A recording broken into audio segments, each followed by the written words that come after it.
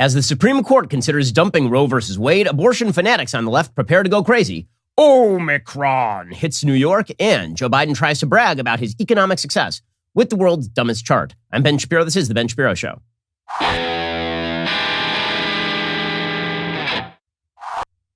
The Ben Shapiro Show is sponsored by ExpressVPN. Why haven't you gotten a VPN yet? Visit expressvpn.com/Ben. We'll get to all the news in just one moment. First, this holiday season, you're probably not sleeping enough. But here's the thing. You can get yourself a holiday gift or a friend a holiday gift and give them the gift of magical sleep. I'm talking about a Helix Sleep mattress. Helix Sleep has a quiz. It takes just 2 minutes to complete. It matches your body type and sleep preferences to the perfect mattress for you. Why would you buy a mattress made for somebody else? With Helix, you're getting a mattress you know will be perfect for the way you sleep. Everybody is unique. Helix knows that. They have several different mattress models to choose from. They have soft, medium, and firm mattresses. Mattresses great for cooling you down if you sleep hot. Mattresses great for spinal alignment to prevent morning aches and pains. Even a Helix Plus size mattress for plus size sleepers. So, if you are looking for a mattress, you take the quiz, you order the mattress you're matched to, the mattress comes right to your door, shipped for free. You don't ever need to go to a mattress store again. They've got a 10-year warranty. You can try it out for 100 nights risk-free. They'll pick it up for you if you don't love it, but you will. Helix even has financing options and flexible payment plans, so a great night's sleep is never far away. My wife and I have a Helix Sleep mattress customized just for us.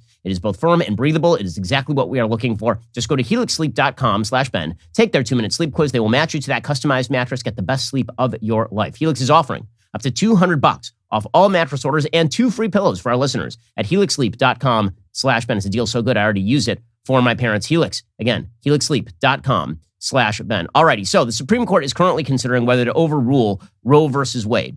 I actually think that what the Supreme Court is likely to do in this particular case is uphold the Mississippi law that would essentially bar abortion after the 15th week. I don't think they're going to overrule Roe versus Wade. I think you're going to end up with a split decision. In Planned Parenthood versus Casey, you really never ended up with a solid majority decision. You had a majority for certain principles, and then you had 4 justices voting for one thing and 4 justices voting for another thing. I think that what emerges from this case is likely to be a mess. I think that it is not going to be something as clear as even viability, which is an unclear and stupid standard. I think it'll be less clear than that. I don't think it's going to be the trimester framework of Roe versus Wade. I don't know what it's going to be. I do think that we are optimistic on the pro-life side if we think that Roe versus Wade is going to be completely overturned, even though that ought to be the outcome here. And here's the thing. Even if Roe versus Wade is overturned, the law in New York is not going to be the same as the law in Mississippi. And everybody who studies law understands this because that was the case before Roe versus Wade. California had some pretty liberal abortion laws. New York had some pretty liberal abortion laws. And Texas had some pretty strict abortion laws before Roe versus Wade went into place.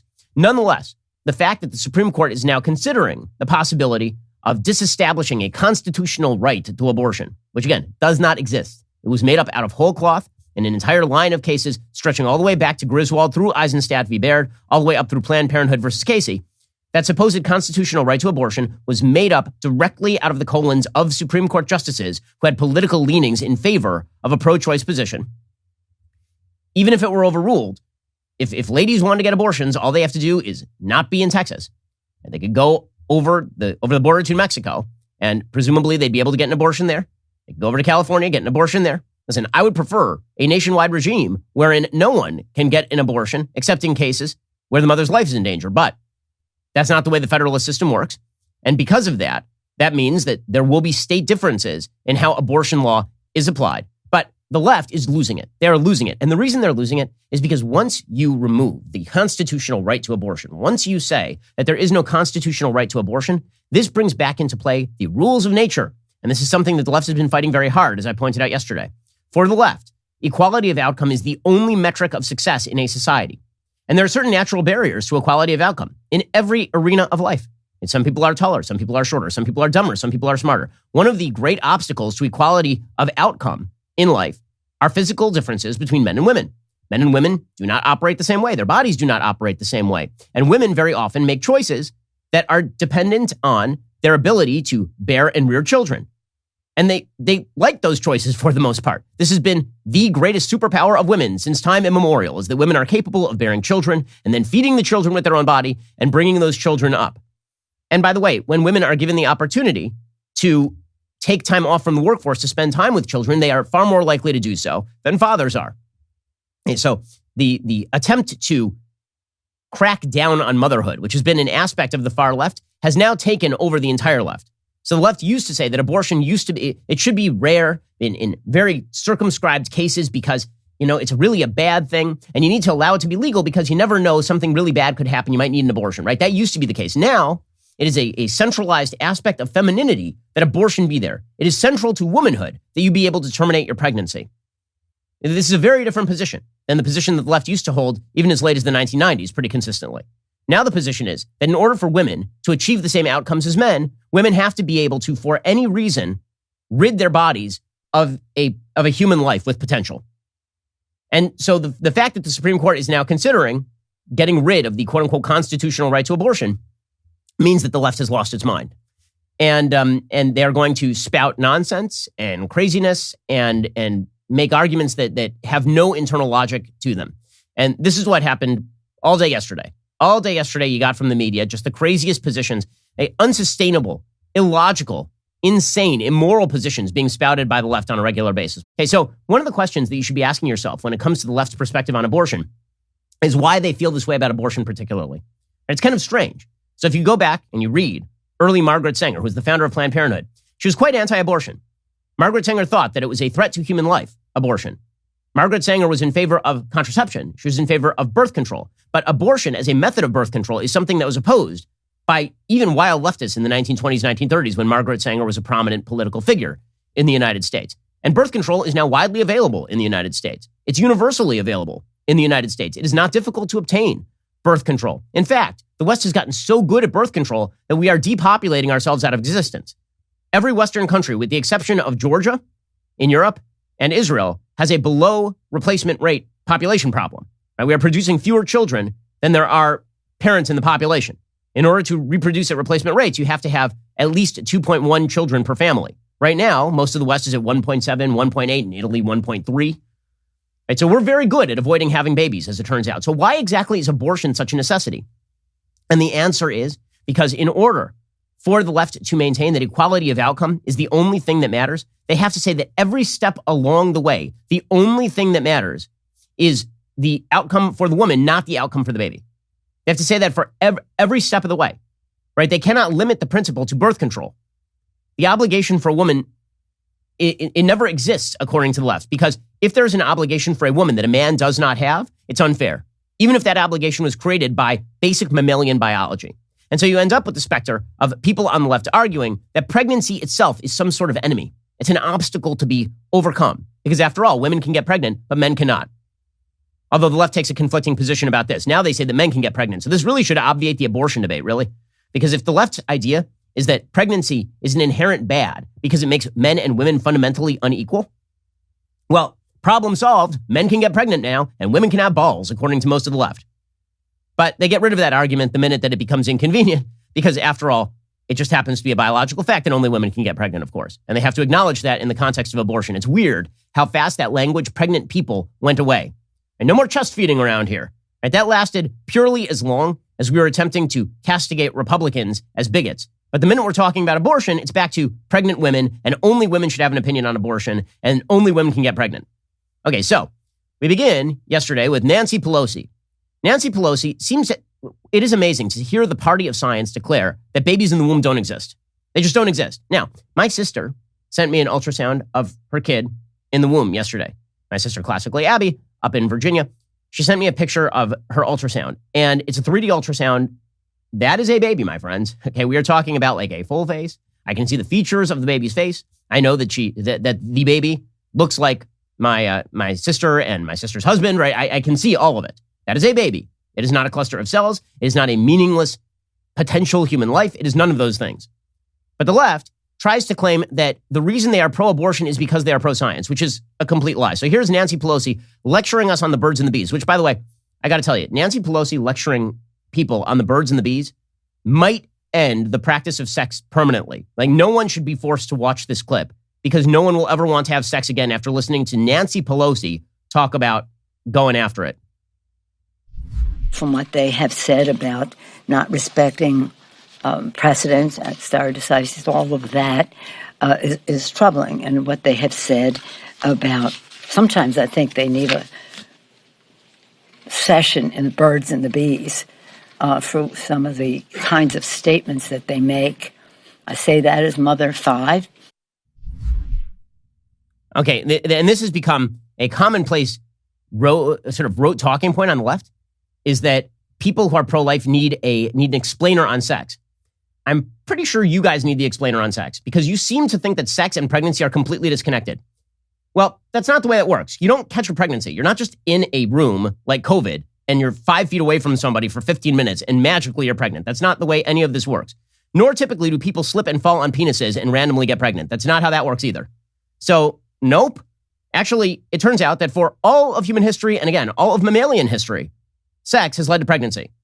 It is only since the 1960s that we've been able to scientifically disconnect sex from pregnancy in any sort of consistent way. I mean, if you go all the way back to the 1940s, for example, what you will see is that the plurality of marriages in the United States happened post-pregnancy, meaning that there were a lot of 7-month babies happening in the 1940s, a lot of shotgun marriages happening because sex was connected to pregnancy, as it always has been. And for most of the world still is, by the way. And it's only in the West that we've been able to scientifically uncouple sex from pregnancy, I think in many ways to our great moral detriment. But then it's not just Nancy Pelosi lecturing us about how sex works. It's Joy Behar. Again, I got to say, the people who are being brought forth by the Democrats to lecture Americans on how sex works, it's disturbing. And whatever is the opposite of a turn on, this would be it right here. It's a very interesting schism that goes on here because on the one hand, sex sells everywhere. I mean, you can't see an aspirin commercial without somebody having sex. Mm-hmm. You cannot turn on any program, especially on except streaming, where people are having there's soft porn everywhere now. Right. They encourage all of that. It sells everything. Sex sells. Yeah. And yet when it comes to the reality of pregnancy, this particular group of people on the right in this country and these religious zealots do not understand the reality of what happens when you have sex. Wait, I'm confused. Maybe you don't understand the reality of what happens when you have sex, which is the possibility of pregnancy. Always and forever, unless you tie your tubes. So, like, I have to say, I'm absolutely bewildered by the perspective of the left that people on the right don't understand sex because they believe in human life in the womb. I'm pretty sure you guys don't understand sex because it seems like you think that sex is basically like kissing and that it doesn't transmit any sort of risk of pregnancy, sex, or that the product of sex, the natural product of sex, by the way, the entire evolutionary biology reason that sex exists, okay, sex does not exist as an evolutionary biological phenomenon, predominantly in order so that people can stimulate each other's nerve endings. It exists predominantly as an evolutionary biological phenomenon in order for the procreation of species. That is the dominant biological drive, right? That is why that is there. And how they say that these are the people who are lecturing us on sex? Seriously? Really? Okay, so that's an argument they've been attempting to trot out. That's not even the worst argument on The View, right? Whoopi Goldberg made the worst argument on The View yesterday.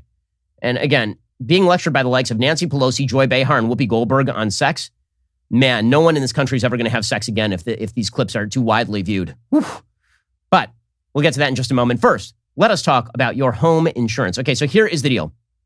Winter is approaching. Now is a time to get your property cold weather ready by making sure you have the right insurance coverage. Policy Genius can help you get the home insurance you need, and they can bundle it with auto coverage so that you can save money. Head on over to policygenius.com/Shapiro Home. Answer a few questions about yourself and your property. Policy Genius will show you price estimates for policies that fit your search and help you understand your options. The Policy Genius team can look for ways to save you more money. If they find a better rate than what you're paying right now, they'll switch you over for free. Policy Genius has saved customers an average of $1,250 per year over what they were paying for home and auto insurance. Their licensed experts will help you understand your options and apply for a policy. The Policy Genius team works for you, not the insurance companies.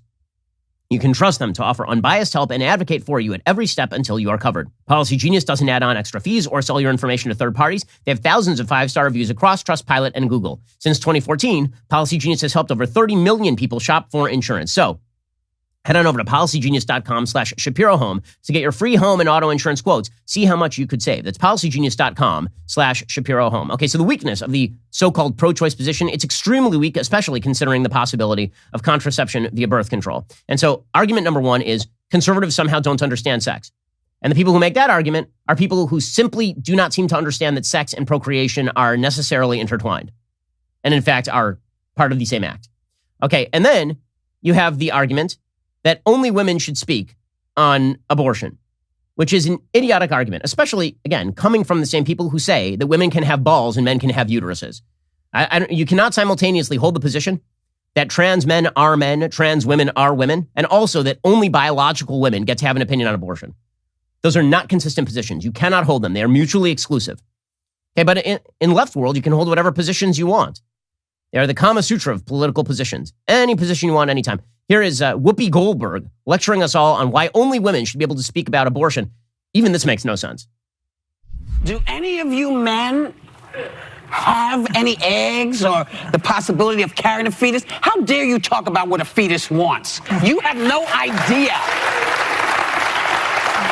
Now, I'm fine if you disagree with abortion. I have no problem with that. My problem comes when you tell me what I need to do with my doctor and my family. How dare you? How dare you? Okay, I've noticed that you guys don't have the same live and let live approach to any other issue in American life. The left's very live and let live when it comes to abortion. I don't care if you have a baby, but you can't tell me whether I can kill my baby in the womb. Also, you need to bake that cake for that gay couple right the hell now. Okay. So let's begin with the conflicts in this clip, because it really is indicative of how self-defeating the left position is on these things. So again, she begins with the proposition that men do not have eggs. The entire left now believes that men have eggs, right? That there's some men get pregnant, right? Trans men are men, right? The clappy hand emoji. Okay, then my favorite is that she just switches right over into, if you're not a woman, how can you speak for the fetus? Okay. We're going to have to stop you right there, Whoopi, because you're an idiot. All of us have been fetuses. I have been a fetus. You have been a fetus, Whoopi Goldberg. It turns out every single human living on Earth has at one point been a fetus. Male, female, all of the 300,200 genders, all of us have been fetuses at some point. So all of us could have a perspective on what a fetus would want. Also, I don't feel like it's such an assumption as to what the fetus wants. I will grant you that I may not know what a fetus might want in terms of, say, food taste. But I feel like a baseline thing a fetus doesn't want is to have somebody chop their head up in the womb and suck them into a sink. I have a feeling that seems like a real easy one. Mainly because I'm not sure that any living creature is super interested in having somebody jab a syringe into them and pump poison into their veins so that they die and then are flushed down a toilet. I'm pretty sure there are not a lot of living creatures at all who are interested in that. So I don't think I have to be a woman to understand what a fetus wants. I think all I have to be is a baseline human being with a shred of decency to understand what a fetus wants. Again, not to have your body chopped up would be like that's not number 10 on the list. That one's like number 1 with a bullet on the list. Okay, they don't have it. It is just ire. That's all they have. They just have rage at the world and rage at biology and rage at the reality that there are certain burdens to being a woman that do not exist for men. And one of those burdens is, and when I say burden, I mean blessing. One of those massive blessings, the greatest blessing in life, is the capacity to bear and rear children. It is literally how the human species exists. It is how we move forward. It is the degradation of what women are by the left to, well, you're just treating women as incubators. No, you are treating women as incubators. I'm treating women as wholesome human beings who have a magical superpower to generate children, which is the greatest thing in life. Honestly, God, I think that men should be jealous of women that they get to do this. You talk about God-given gifts and abilities. It's an unreal thing. It's an unreal thing. Having watched my wife be pregnant 3 times, give birth to all 3 of our children, it is an experience unlike any other. And I'll tell you something. My wife, she had real pregnancy, morning sickness, and she had a hard birth the last couple of times. I can tell you, she is grateful for every moment of it, including the pain, because we got the kids at the end of it. And because it's an unbelievable thing. The degradation of pregnancy to, it's just a bad thing that happened, sort of like a bad bowel movement, is so disgusting and dismissive of what women are and what babies are. It really is a degradation of what life is.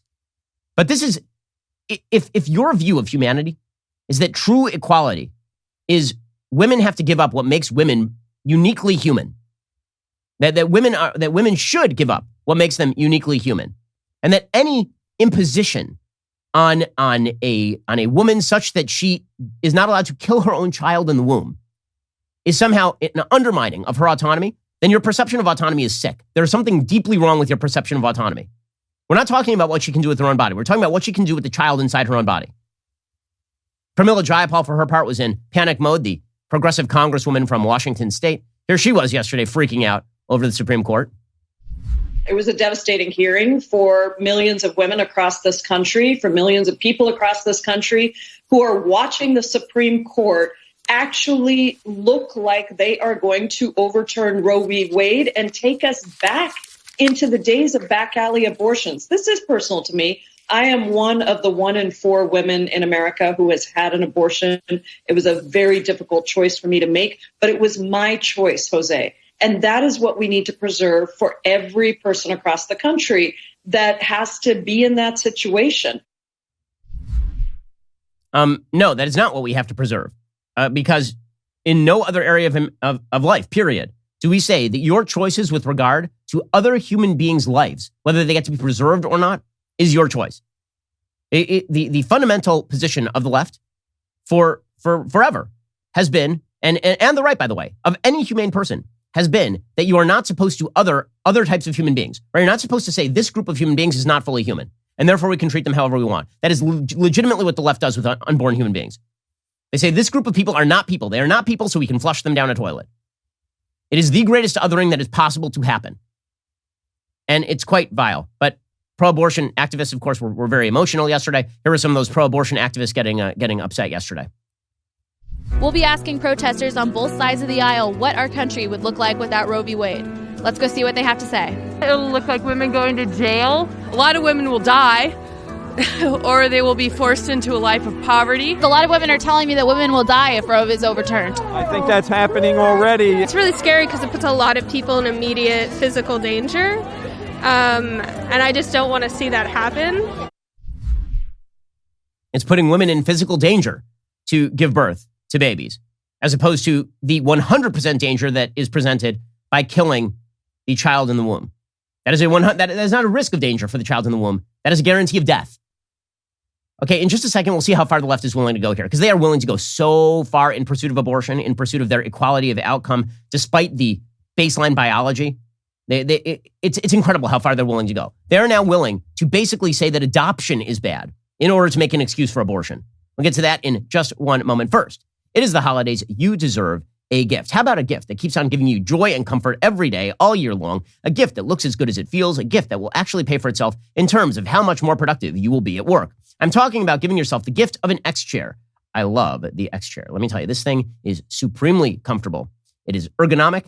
It cools you down when you're too hot. It heats you up when you are too cold. It gives you a massage while you are sitting there. They've got that patented Elemax technology that doubles as the massage chair. It can either cool or warm your back. Can your office chair do any of these things, or does it just give you a backache? Now is the perfect time to purchase an X chair. Buy early and buy now. You can save $100 off your X chair just by purchasing it at xchairshapiro.com right now. That's the letter X, chair, Shapiro.com, SHAPIRO.com. X-Chair has a 30-day guarantee of complete comfort. You can finance your purchase for as little as $30 a month. So really, you have no risk, right? Pick it up, see if you like it. Go to xchairshapiro.com and save. xchairshapiro.com. And again, you can finance that purchase for as little as $30 a month and get $100 off your X-Chair today. Okay, so how far is the left willing to go? So they've already said that sex and procreation are completely separate. A lie. They've already said that if you're not a woman, you can't have a perspective on abortion, which again is sort of akin to slave owners saying that if you're not a slave owner, you can't have a perspective on ownership of slaves.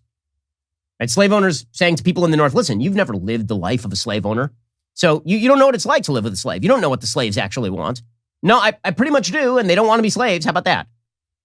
And now you get to the argument that the left is, they've forced themselves into a corner by embracing abortion as a moral good. Again, their early argument, which is that abortion is tragic and sad and is necessary on rare circumstances, it's not good enough for them. And the reason it's not good enough is because you can legislate around that.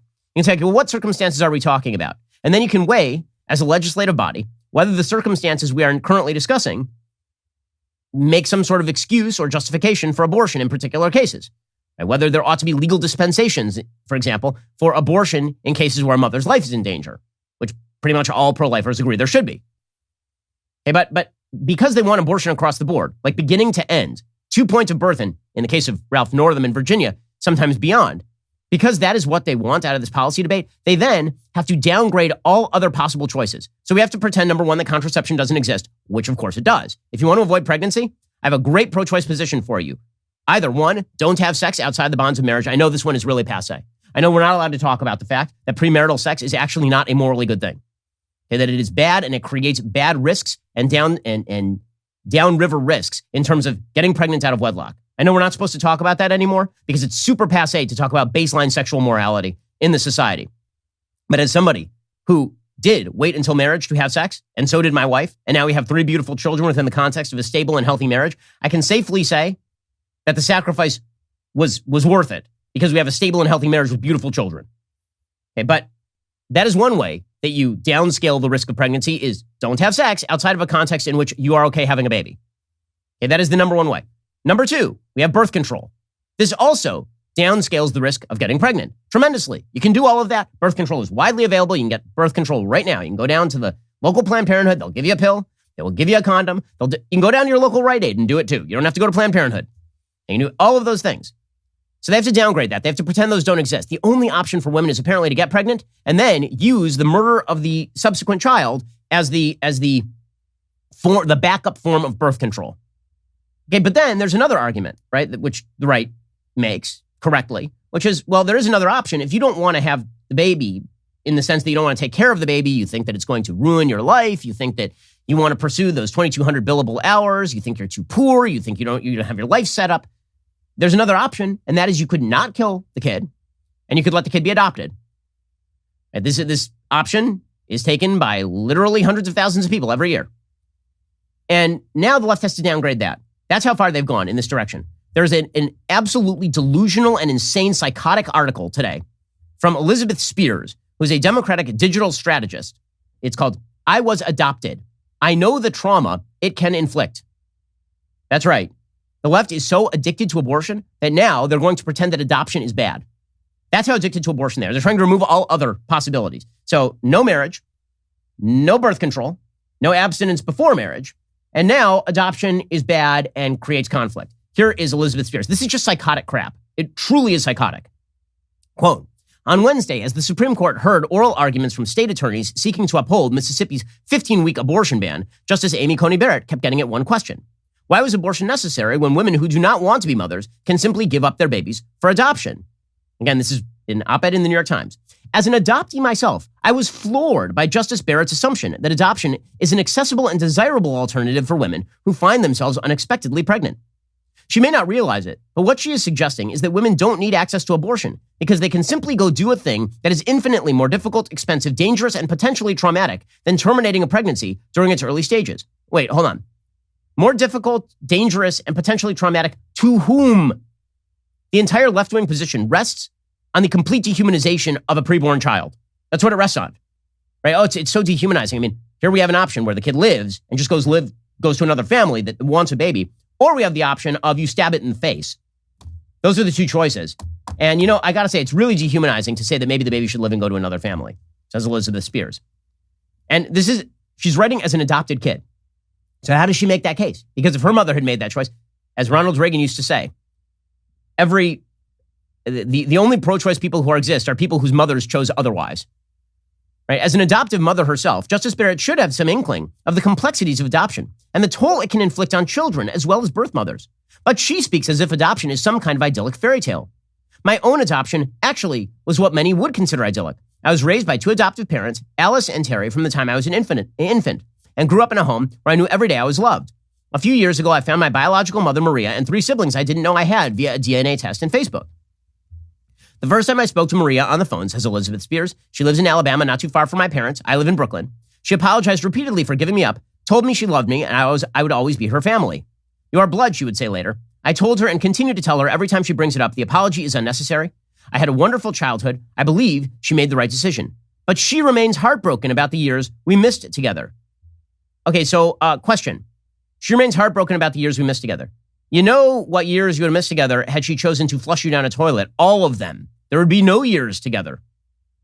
And guess what? Her heartbreak over giving you up for adoption, that is a downside risk to the massive upside of you being alive to write this op-ed. This is such insane stuff. Okay, I'll get to more of it in just one second. First, let's talk about keeping your home safe. This holiday season, deck the halls, walls, windows, and doors with the best deals of the year on the award-winning Ring Alarm. I'm sure we all know about the Ring video doorbell by now, but did you know that Ring makes an award-winning alarm? Ring Alarm is a powerful, affordable whole home security system you can easily install yourself. So whether you are running across town or across the country this busy season, you and your loved ones can rest easy knowing your home is protected. And it's more than just security. Ring Alarm protects your home from flood, freeze, and fire as well. Plus, it is way cheaper than the other companies. For what they charge for 1 month, you can get an entire year of Ring Alarm with professional monitoring. Right now, for the best deals of the year on Ring Alarm, go to ring.com/Ben. We use Ring Alarm all the time at my house. That Ring app comes in super handy. My son, he now has one of these wobble bikes where he sits around and he sits on it and then he just moves around the house really fast. Well, on occasion, he just disappears and I don't know where he is.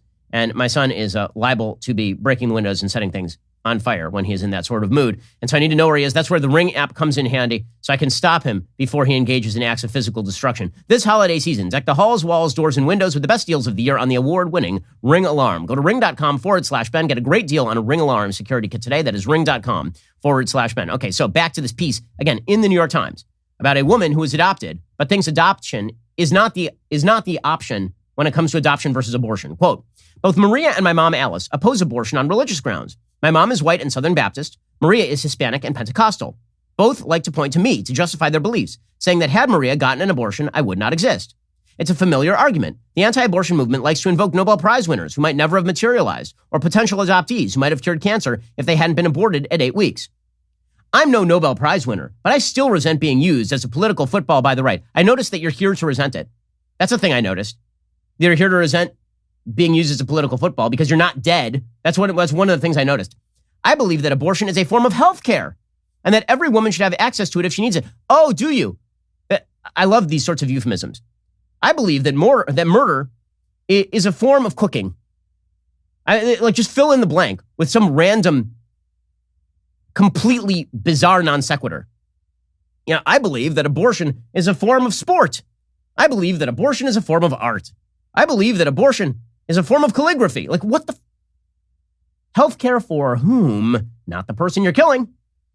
Perhaps more than that, I resent the suggestion by people like Justice Barrett that adoption is a simple solution. I resent it on behalf of Maria, who found the choice she made traumatizing and still feels that pain 44 years later.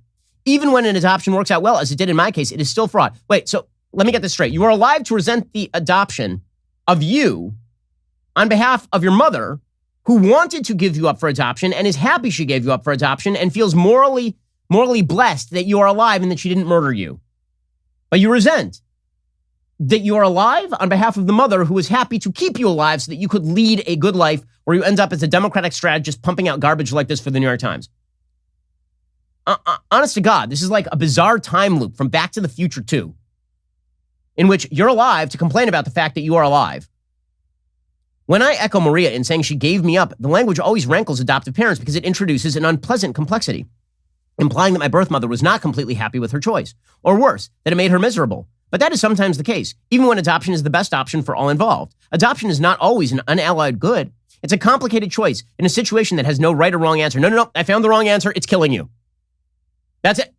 Was it super hard? I feel like when the options are woman can keep child and struggle through the difficulties of raising a child as, say, a single mom, or woman can give up child to a two-parent family that is more prosperous and struggle with that decision. The choice that's bad is the one where you just kill the kid. That would be the wrong choice.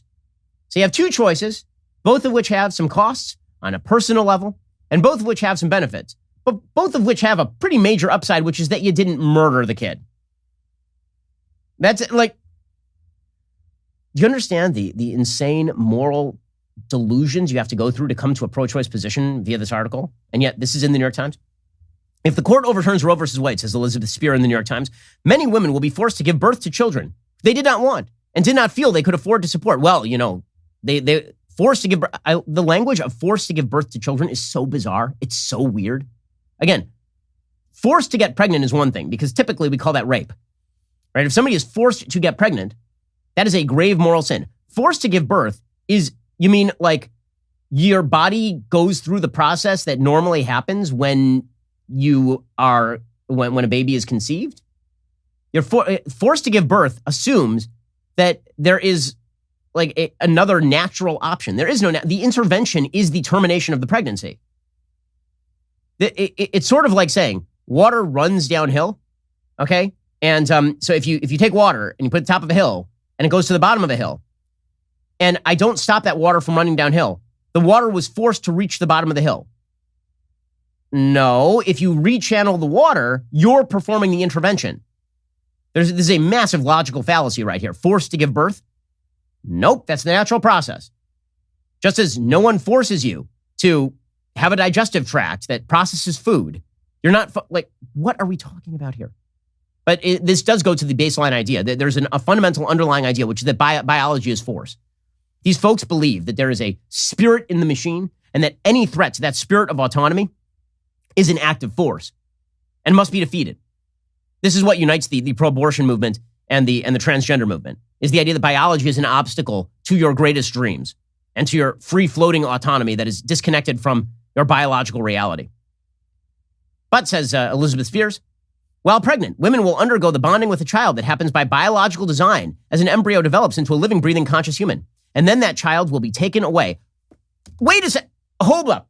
Just hold up. I swear, every sentence here is just a gem of logical fallacy and insanity. So she's arguing against abortion. Let me read those sentences again. While pregnant, women will undergo the bonding with a child that happens by biological design as an embryo develops into a living, breathing, conscious human. And then that child will be taken away. Not taken away, you're giving it up for adoption. It's your decision. You could keep the child. 2, you know what takes the child away also? Again, I can't overstate this. You know what takes a child away and ends that bonding with the child? Killing it. Pretty good way of ending that bonding with the child. When I say, you make it sound like adoption is kidnapping. No. But I can tell you, what ends the biological design in which the embryo, you bond with the embryo and the fetus, that would be death. That ends that biological design. The right likes to suggest that abortion is a traumatic experience for women, a last resort, a painful memory. But adoption is often just as traumatic as the right thinks abortion is, if not more so, as a woman has to relinquish not a lump of cells, but a fully formed baby she has lived with for 9 months. Again, that's her decision as to whether she wishes to give the baby up for adoption. But the complete denial that there is another character in this story is the part that's truly galling. I'm a mother myself, says Elizabeth Spears, to an adorable 6-year-old self-proclaimed Fortnite expert, and as often the case, I did not know I was pregnant with him until the usual symptoms appeared a few weeks into the pregnancy. As anyone who has gestated a human will tell you, that's a romantic way of talking about pregnancy, gestated a human. There's a vast difference between the 4th week of pregnancy and the 40th. By the 40th, you're familiar with your baby's regular rhythms of kicking and moving. When I awoke, my son would wake up shortly after. I'd feel him turning and stretching, or less pleasantly, jamming his precious little foot into what felt like my cervix. This is one of the paradoxes of pregnancy. Something alien is usurping your body and sapping you of nutrition and energy, but you're programmed to gleefully enable it, and you become desperately protective of it. It's a kind of biological brainwashing. And this often happens whether you want to be a parent or not. Right? She's just rebelling against biology. She's literally rebelling against biology. My own biology is telling me I should love my child. Damn you, biology, saying I should love my unborn child inside my womb, growing and learning to love me. How dare you, biology? This must be stopped. By the way, I assume that she's an abortion on demand fanatic, which means that even at the 4th, she says there's a difference between the 4th week and the 40th week. But I assume she doesn't want any legislation to protect the child at the 40th week. So, no. But that's so crazy. I'm sorry. It's so crazy to describe pregnancy as an experience where your biology takes over and forces you to love this mewling, evil leech inside your body. Are there a lot of women who feel this way about their kids? Really? I've yet to meet one. I've yet to meet one who feels that the child growing inside of her at week 30, when she feels the baby kicking and she knows it's a baby, that is a leech. She loves it, but she wishes she didn't love it. My God. Truly, truly despicable stuff. Justice Barrett, says Elizabeth Spears, is well aware of the kind of biological brainwashing that occurs during biological brainwashing. Again, the natural process of pregnancy is not biological brainwashing. Brainwashing implies force. It implies Clockwork Orange style. I strap you down to a chair and I force you to watch propaganda. And that is not what we're talking about. Biological brain. Do you mean the natural process of childbirth? She does. Justice Barrett is well aware of the kind of biological brainwashing that occurs during pregnancy. She gave birth to 5 children. And yet she blithely seems to assume that a mother can simply choose not to bond with the child she's gestating solely on the basis she's not ready to be a mother or believes she is unable to provide for the child. No, you assume that because you assume she can kill it. She assumes the mother will be supported financially and otherwise throughout the pregnancy, even in a country where maternal mortality statistics are abysmal. She assumes that children surrendered for adoption will find a home and not a bed in the foster care system. No, she doesn't assume any of these things. Adoption system should be revamped and made better. But no, she probably assumes these things because she cannot fathom being in this position herself. It should be noted that Justice Barrett has 2 adopted children. So you're a crazy person. These are assumptions that stem from the privilege of being financially secure, having never needed an abortion, and perhaps the assumption that women who do have something that do have done something wrong and must face the consequences. Well, yes, I do believe that women who have abortion have done something morally wrong. Yes, that is true. That's the only part of this article I agree with. In my experience, some on the right believe that the trauma adoption inflicts is a consequence of irresponsibility, but unexpected pregnancy is not a de facto function of bad decision-making. Like 99%, it is a function of bad decision-making. It can be a failure of contraception, okay, in which, that's true, sometimes contraceptives fail, which is why you really shouldn't have sex outside of a context in which you're willing to get pregnant. The product of a rape, I know that's super controversial. It's only controversial in like the last couple of decades, by the way. Like before that, all of human history, the notion that you should only have sex in contexts in which you are willing to get pregnant, that was a baseline moral notion for literally all of human history. But now it's very controversial. It can be a failure of contraception, the product of a rape. That's literally the only circumstance that you can talk about, by the way, in which it is legitimately, in which pregnancy literally has no relation to the activity of the woman, right, is rape, which is why it's the most controversial aspect of abortion law. A mistaken belief that a woman is infertile, there is no justifiable reason to inflict harm on women and the babies they might produce in any of these situations, regardless of judgment. Wait, who's talking about inflicting harm on babies? You're talking about why a baby shouldn't be adopted, a baby should be murdered. That is what you are talking about. The trauma doesn't just affect mothers either. Researchers have a term for what children who are adopted, even as infants, may suffer from later in life: relinquishment trauma. Okay, I have another term for what babies may suffer in the womb when they're killed, and it's just called death. So if I have a choice between death and relinquishment trauma, I'm going to go relinquishment trauma. We'll get to more of this in a second. I go through this detail to demonstrate just how far the left is willing to go. This is how far they are willing to go. Abortion is so sacred to them. It is such a sacrosanct issue to them that they are literally willing to say that it is better for a baby to be killed in the womb than to be given up to a happy family for adoption.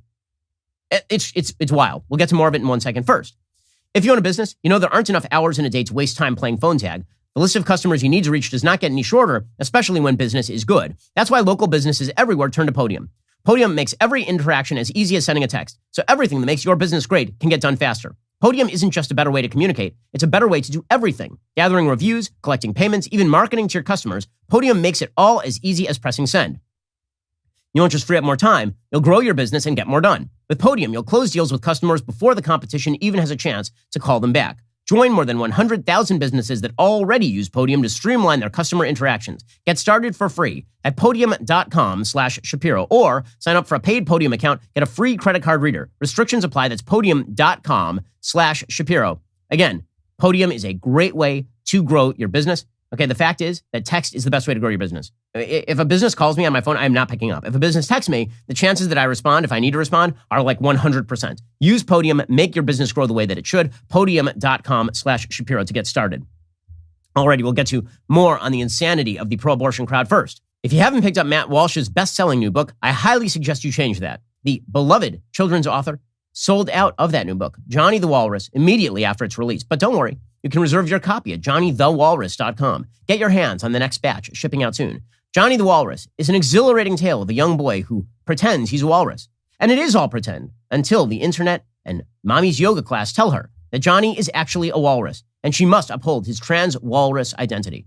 If you know Matt Walsh, you know this is hilarious and you're going to laugh reading it to your kids, to yourself, or giving it to a liberal friend and exploding their minds. So head on over to johnnythewalrus.com. Reserve your copy of Matt's timely masterpiece, Johnny the Walrus, today. Also, if you haven't already, you need to go check out our new merch store over at dailywire.com/shop.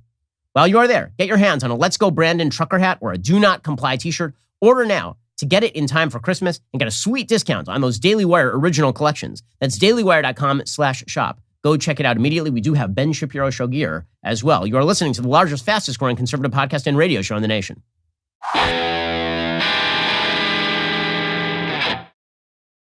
Alrighty, so just to complete this article from Elizabeth Spears, because the depths of delusion and insanity that Democrats are willing to go in order to preserve abortion is totally crazy. So there's this article in the New York Times we're talking about in which she argues that adoption is bad. This is how far they're willing to go. In order to preserve abortion, adoption is now bad. It's the worst choice. If you have a choice between adoption and abortion, you should go for abortion, according to Elizabeth Spears, who was adopted herself. Quote, researchers have a term for what children who are adopted, even as infants, may suffer from later in life. Relinquishment trauma. The premise is that babies bond with their mothers in utero and become familiar with their behaviors. When their first caregiver is not the biological mother, they register the difference, and the stress of it has lasting effects. See, if you're separated from mommy, you get relinquishment trauma. I'm sure that's true. You know what else causes trauma? I know, wait for it. Being stabbed in the head. It's a trauma, as it turns out. Being injected in the heart with poison. Little traumatic. Being flushed down a toilet. These seem like slightly more traumatic things than relinquishment trauma. Says Elizabeth Spear, I probably got off easy in that respect, in part because I did spend a few months with my biological mother before I was adopted, but that had the unintended effect of traumatizing my older siblings, who remember me as a baby who was there and then suddenly was gone. This was driven home to me by my older sister, Bobby, whose first encounter with me was over Facebook. All I can say is I remember you, she wrote, and I have loved you and missed you my entire life. As opposed to if you had been murdered, in which case you guys never would have met at all. What Justice Barrett and others are suggesting women do in lieu of abortion is not a small thing. It is life-changing, irrevocable, and not to be taken lightly. It often causes trauma, even when things work out. It's a disservice to adoptees and their families, biological and adopted, to pretend otherwise in service of a neat political narrative. Nope, again, I think that the neat political narrative is that adoption in all of these cases is better than killing somebody. I know so just to repeat, the left has now said contraception is not enough. You need to be able to kill a baby in the womb. They've said that sex is not connected to childbearing, which of course is very silly. They've suggested that the actual imposition is your biological process taking place. They've suggested that adoption is a worse option than abortion. All of these things are things they are willing to suggest in pursuit of an end goal, which is that men and women have to be physically equivalent in every way, which is unbelievably degrading to women. It truly, truly is. If this is the world that you want to live in with the left, then here's the thing. You'll be able to live in this world after Roe versus Wade is gone. All you have to do is live in New York. All you have to do is live in California. You'll still be able to live in this delusional, crazy world. And guess what? You will bear the consequences of living in that sort of world. But at least fewer babies across the country will have to suffer death at the hands of people who believe these sorts of delusional things. The arguments that the left has been forced to make in pursuit of their totalitarian anti-life position, truly astonishing stuff, and should be humiliating to them if they had 1 ounce of humiliation left in them. These are shameful, anti-human arguments. These are shameful, immoral arguments that are being made here. And they're taken as perfectly natural and normal and, in fact, morally good by the left. I don't know how twisted you have to be in order to believe that these are morally good arguments, that these are morally superior arguments, and the people who wish to preserve human life are the baddies in this particular scenario. Alrighty, meanwhile, COVID has now reached New York. And when I say COVID, I mean Omicron is in New York. Now, I don't care. The reason I don't care is because, again, there is no data. We would have data by now, by the way, on hospitalization and death. And there is no additional news that this disease, Omicron, is likely to provide additional hospitalization and death. It doesn't matter. The media is going to panic you anyway. So Kathy Hochul, who is the governor of New York, she inherited the office after Andrew Cuomo could not keep his hands off the asses of other women. So Kathy Hochul took over, and now she has declared that Omicron is in New York. Everybody panic. Everybody freak out. The information is still evolving, but we understand that this individual, while they were vaccinated, they have very mild symptoms, and in fact, those symptoms have already resolved. That is good news. And what we want to make sure we know is that there is one way to address this. New Yorkers, get vaccinated, get boosted, and get ready. And get ready. I don't know what you mean, get ready. Get ready. Okay, so here's the thing. The media have to freak you out. So the New York Times runs a piece today called Prior Infection is Little Defense Against Virus Variant, scientists say.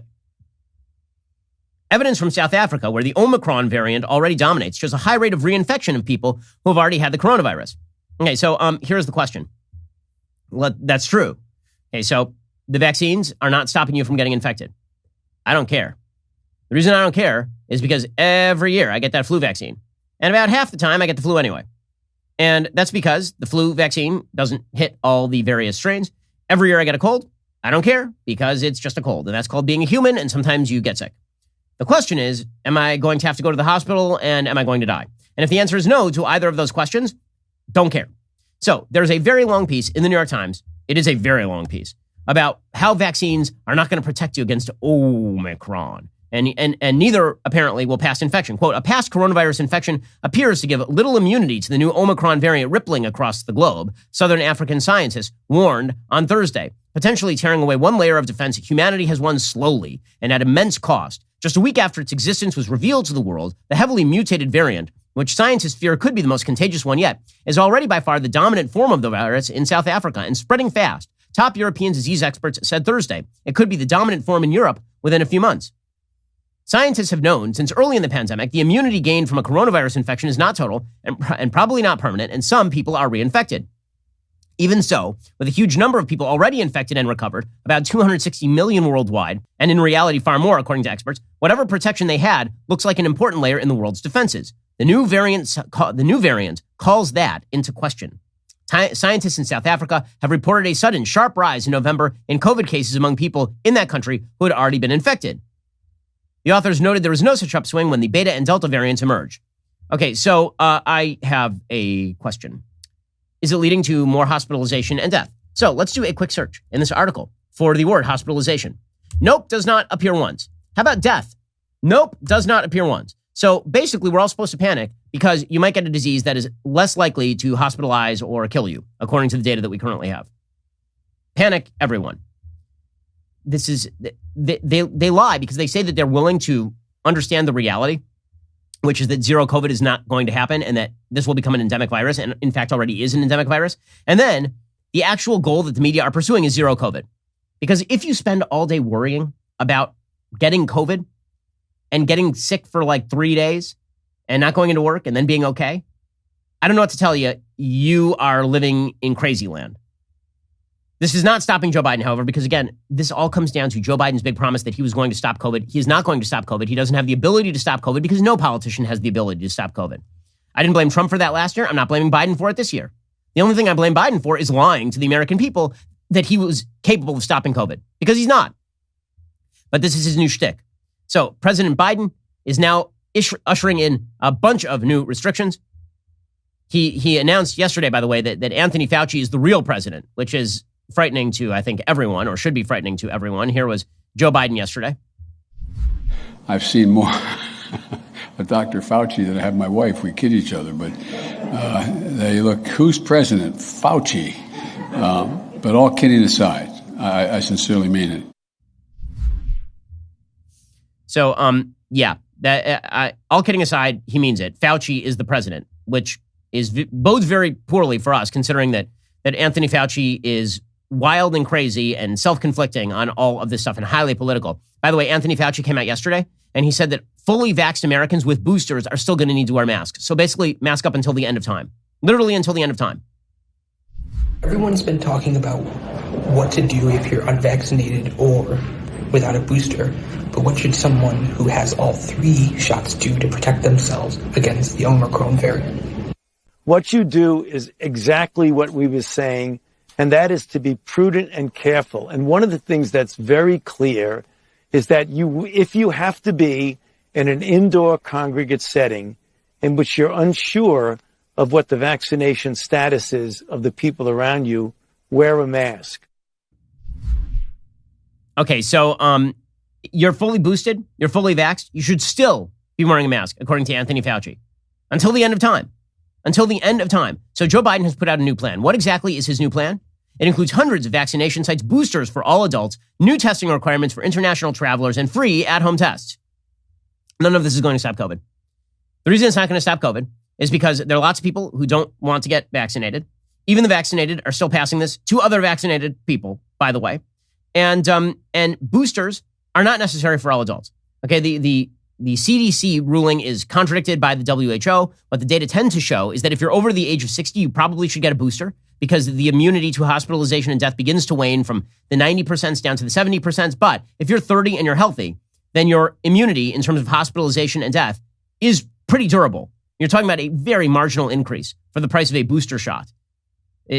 Literally, I had my physical yesterday, talked with the doctor about it. This is what he told me, confirming what I already knew, obviously, and what I've been talking about on the show every single day. We are at the end of this thing. And people who live in red states know this because we have been living normally for a long time. Right? It's Hanukkah. I've been going to Hanukkah events and everybody's unmasked and no one cares. And guess what? We here in Florida, we have the lowest transmission rates in America. So I don't know what to tell you, but the left they are addicted. They are addicted to the restrictions. They're not even addicted to anything remotely like a solution. They're just addicted to the idea that they have a solution.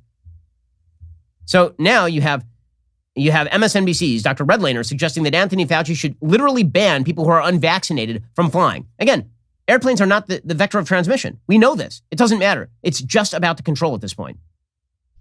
There's a couple of more tools in our quiver here, which include, for example, and which is something I've been advocating for, which is I don't think anyone should be allowed on an airplane, domestic or international, or a train, without being able to prove they've been vaccinated.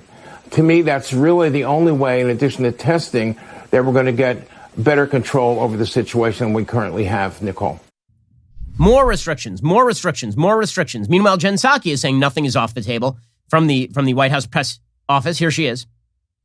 Why not go further in the direction of public health and mandates, given the potential risk and the fact that we're headed into winter? Sure. Well, one, I would say that nothing is off the table. Including domestic travel. Oh, nothing is off the table. By the way, the economy is reacting just as you would expect it to. People in the economy are not afraid of COVID. They're afraid of the reaction to COVID. JP Morgan said as much yesterday, and the media are pressing this forward. So Joy Reid was just freaking out about this yesterday because it's a day ending in Y, and Joy Reid has to freak out about something. So here she was with the Surgeon General freaking out over Omicron. By the way, 5 confirmed cases of Omicron in New York, all of them alive. I have to say, so far, the most embarrassing thing about Omicron is that the person who apparently spread it in New York was at an anime convention. How would you like that to be your day? You're revealed as patient 0 in New York, and that's not the most embarrassing thing about you. It's that you were at an anime convention. Here's Joy Reid yesterday. Let's talk about Omicron. My adult children live in New York. They've been screenshotting and sending me info on Omicron. It's really frightening because it feels like it is the next sort of wave of the pandemic, and it feels kind of unstoppable. How much more dangerous is the Omicron variant than Delta? Okay, and the answer is they have no idea because there's no data suggesting that it is more dangerous than Delta. In fact, there's some data suggesting it's less dangerous than Delta. Yeah, but I also like that people she says they're screenshotting. I'm confused as how you screenshot Omicron. How does that work? Andrew Ross Sorkin, who has been extraordinarily voluble about his fears regarding COVID, despite the fact that, again, he's vaxxed. His wife is vaxxed I think he's talked about this on air. And his kids are very young, which means they're fine. He was freaking out about this yesterday as well. The Constitution does still exist, despite the headwinds that we've had in the last 2 years and the encroachments on the Constitution. It still does exist, so that we do have rights. It's the First Amendment, the 10th Amendment, protecting us against federal mandates like this. The 14th Amendment, and the reality is, kill my mother. The rights are that you can't. The right is, right, but I'm not killing her mother. And if she has the vaccine, those risks are mitigated. And we're seeing that in most likely cases, your mother will not die if she's vaccinated. You don't have the right to kill my mother. Honestly, if this is the way that the left is going to view living in a society, then we're all in real trouble here, because as it turns out that if your mom is elderly and immunocompromised, then we all have to wear masks at all times, and not cloth masks, KN95 masks, because I could give your mom the flu and your mom could die of the flu. Lots of old people die of the flu every single year. Every single year. Okay, so because of the left's maintained delusion that they can control COVID, the economy is it's stagnating. There's a brand new jobs report out for November's. Massive miss on the jobs report. The jobs report apparently shows that we added about 210,000 jobs in November. The forecast was for, wait for it, 570,000 jobs. So they missed by 360,000 jobs last month. They're missing month after month after month. The entire trajectory of the American economy is wrong because of this administration. The inflation is happening because of this administration. People are not going back to work. People are staying out of the workforce. There are more open jobs right now than there are people able to fill those open jobs. We are sinking into the possibility of an actual honest-to-God recession in a time when we should have a massive economic boom going on. Like, the economy is not supposed to be stagnating right now. The economy is supposed to be booming right now. You're not supposed to get 210,000 jobs added in a time when we've only gained back 83% of the jobs that were lost in the first place. This is wild and crazy. Okay, but the DCCC has to, they have to brag about something, by the way. Let me just note how much of a failure these policies are, by the way. When we talk about jobs being added, complete failure. The Wall Street Journal reports the unemployment rate in October hit the lowest on record since 1976 in West Virginia, Georgia, Oklahoma, Utah, Nebraska, Vermont, Idaho, South Dakota, New Hampshire, Alabama, Montana, Wisconsin, and Indiana. I've noticed that all of those places are red. All of them. Meanwhile, the states that have massive unemployment rates, California, Nevada, New Jersey, New York, New Mexico, Connecticut, Hawaii, Michigan, and Alaska, all have Democratic government trifectas, except for Michigan, which has a GOP legislature, and Alaska, which is red. And as far as regaining jobs, okay, the states that have regained jobs at the fastest clip are all red. The states that have not regained jobs are all blue. So the Biden administration has to come up with some sort of narrative as to how they're fixing this thing. And they came up with this chart. And this chart is just glorious. Because I have to take a moment to just admire the incredible stupidity of the Democratic Congressional Campaign Committee that put this together, the DCCC. So they tweeted out, "Thanks, Joe Biden." And they put out a chart about gas prices. Now, where did they get this chart about gas prices? They got it from Matt Iglesias. So Matt Iglesias, who now writes over at Substack, he's a left-leaning guy. He put out a chart mocking the Biden administration's push for the notion that they've curbed inflation. And the chart that he put out showed that over the course of the last couple of weeks, the price of gas had gone down on average by 2 cents. And it was supposed to be mocking them for their talking about it. So the DCCC took it seriously and they turned it into a chart. I just want to note the incredible, just every aspect of the chart is glorious. So it says U.S. regular, all formulations, gas price. Okay, and it shows on the y-axis, dollars per gallon, and on the x-axis, it shows the date. Now, only two dates shown, November 22nd, 2021, November 29th, 2021. Okay, and then in the dollars per gallon, it shows a range of 3.415 to 3.375. So now you're saying to yourself, wait, so you're talking about the difference between like the entire y-axis, right? The entire possible differential is between a gas price of $3.41 a gallon and $3.38 a gallon. That's a 3 to 4 cent spread is what you're talking about right now. About a 3.5 cent spread. So they make the y-axis super large, right? So every increment on the y-axis is really big. So the chart looks as though if you decreased from 3.415 per gallon to 3.410 per gallon, that'd be like a massive decrease. Okay, so in reality, the chart shows that the price of gas has decreased by about 2 cents. Okay, and then that's not enough. They didn't just stretch the y-axis so that it looks, so they can pretend that there was an actual gas price decrease that is meaningful for people.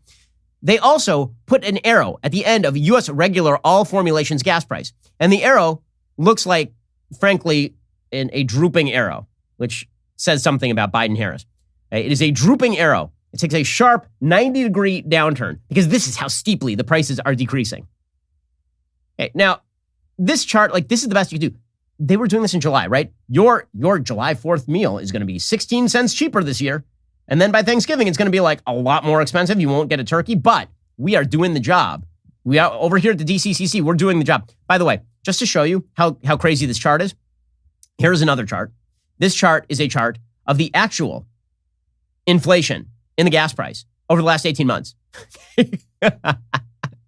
So basically, since November of 2020, beginning November 20th, 2020, you're looking at a gas price, on average, of about $2.13 a gallon, somewhere in that neighborhood. Then you have a consistent and steep rise all the way up to $3.42. And so the DCCC featured a chart showing the last 2 weeks in which the average price of gas has decreased from $3.40 to $3.38. And they're like, we're fixing this thing. Weird, because when Joe Biden took office, the average price of gas was a little under $2.40 a gallon. Now it is $3.40 a gallon. And you're showing me like the last 2 weeks? They got nothing, guys. They have nothing. They have nothing. They have a doddering old president who doesn't know how to handle this thing and who's just going to keep throwing restrictive measures at the American people. And all that's going to do is sink the economy. But at least he's with it. At least he's not, routinely slurring his words. Oh, wait, no, he's actually routinely slurring his words. My bad. Here he was yesterday slurring his words. These teams work. They provide needed staff for staff overruns, badly needed staff, where overrun hospitals are handling more patients than they can handle. For their emergency rooms and intensive care units who don't have the personnel available. They help provide life-saving treatments in communities in need, like monoclonal and antibody treatments. We have over 20 teams deployed now. Today I'm announcing that we're going to triple that, more than double it. We're going to get to 60 teams ready to deploy in states experience a surge in cases over the course of this winter. Is he speaking English anymore? I have doubts. By the way, how delusional is Joe Biden yesterday? He explained that during the Six-Day War, he met Golda Meir in Israel. There are only about 8 problems with this particular story. Here he was delivering another one of his just false stories. Many times I've been to Israel, I said, and then all of a sudden I realized, God, you're getting old, Biden. I have known every prime minister well since Golda Meir, including Golda Meir. He said that he visited Israel during the Six-Day War. There's a problem with that. Golda Meir was not the prime minister of Israel during the Six-Day War. She was prime minister of Israel during the 1973 Yom Kippur War. And also, Joe Biden was in law school during the Six-Day War. So, yeah. Do you feel steady leadership? You feel that hand on the tiller of state? You feel like we have this return to normalcy? Can you feel it? Can you feel it? Or are we just abjectly screwed? Alrighty, we'll be back here a little bit later today with an additional hour of content. First, you can't forget to end your week by checking out the Andrew Klavan Show. Drew's shows every Friday. As always, he has an exciting evening planned for you, so head on over to dailywire.com, 7 p.m. Eastern, 6 p.m. Central. Tune in. I'm Ben Shapiro. This is The Ben Shapiro Show.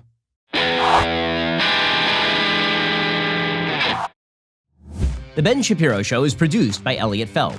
Executive producer, Jeremy Boring. Our supervising producer is Mathis Glover.